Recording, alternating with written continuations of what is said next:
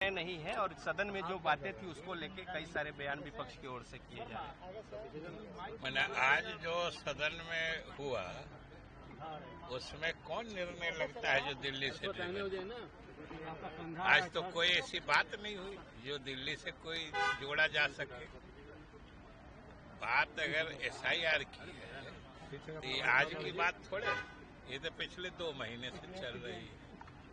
और हमने तो पहले भी कहा है कि जब चुनाव आयोग की तरफ से मुख्य चुनाव आयुक्त खुद कई बार कह चुके हैं कि कोई भी सही वाजिब जेन्युइन मतदाता वो मतदाता सूची से बाहर नहीं रहेगा, ये वो बार बार कह रहे हैं। और चुनाव आयोग पूरी पारदर्शिता से अभी तक काम कर रहा है।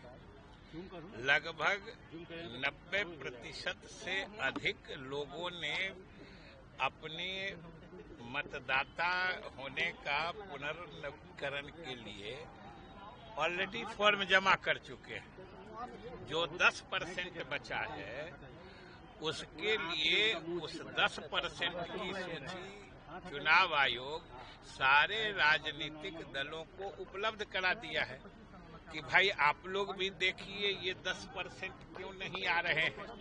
अगर वो उपलब्ध हैं तो उनको भी फॉर्म जमा करवाइए, तो इससे ज्यादा पारदर्शिता क्या होती है। और अगर कोई इस तरह की गड़बड़ी डिस्क्रिपेंसी सामने नहीं आती है तो खामखा बिना किसी कारण के एसआईआर रोको। हमें ये नहीं समझ में आता है कि सब पार्टियों ने अपने अपने वर्करों को ये भी निर्देश दिया है कि सब लोग इसमें फॉर्म जमा करो, तो अपने कार्यकर्ताओं को कहते हैं कि फॉर्म जमा करो, अब बाहर हंगामा करते हैं कि इसको रोको। ये दोहरी नीति का क्या औचित्य है। इसलिए हमको लगता है कि कहीं इस गफलत में इन लोगों के इस जाल में कोई गरीब मतदाता फंस के अपना फॉर्म जमा करने से माने रुके नहीं। ये लोग अपना जमा कर रहे हैं और दूसरे को कह रहे बंद करो। तो सवाल है कि किसी को रुकना नहीं चाहिए। और मेरे ख्याल से अभी तक जो चुनाव आयोग ने प्रक्रिया अपनाई है उसमें पूरी पारदर्शिता है, पहली बात। दूसरी बात, बिहार सरकार की भी मंशा यही है। बिहार सरकार भी यही चाहती है कि इस प्रांत का यानी बिहार राज्य का कोई भी सही मतदाता सूची में नाम दर्ज होने से बाहर नहीं रहे। हम लोगों ने तो सरकार की तरफ से भी कहा है कि अगर कोई मतदाता छूट रहा है तो आप आयोग को कहिए।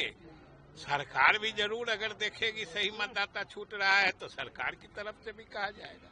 इसलिए अभी तक मैंने इसका वजह नहीं पता लग रहा है ये क्यों हंगामा है कि।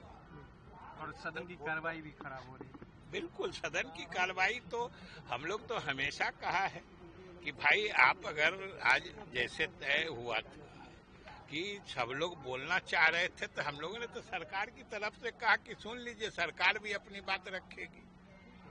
और सदन की कार्रवाई चलती है तभी जनता के मतलब की चीज होती है। अब बंद हो गया तो आखिर सरकार का तो जो काम था वो किया हम लोगों ने, लेकिन जनता के जो मुद्दे माननीय सदस्यों के द्वारा उठाए जाने वाले थे वही सब बाधित हो गए। सरकार की तो पूरी तैयारी रहती है। अपनी बात कल रखेगी नहीं, अगर वो तो स्पीकर पर निर्भर करता है। अगर सरकार को सत्ता पक्ष जानबूझ के हंगामा करके और वही कहाँ सत्ता पक्ष कौन हंगामा कर रहा है, चर्चा हो रही थी। नहीं, कौन हंगामा कर रहा है कि आप लोगों को किसी को कहने या बताने की जरूरत है। आप लोग देख नहीं रहे हैं। आप लोग के पास तो अपनी 2 आंखें के अलावा तीसरी चौथी 5वीं आंख भी रहती है। ये सब आपको सबूत दे देगा कौन हंगामा करता है।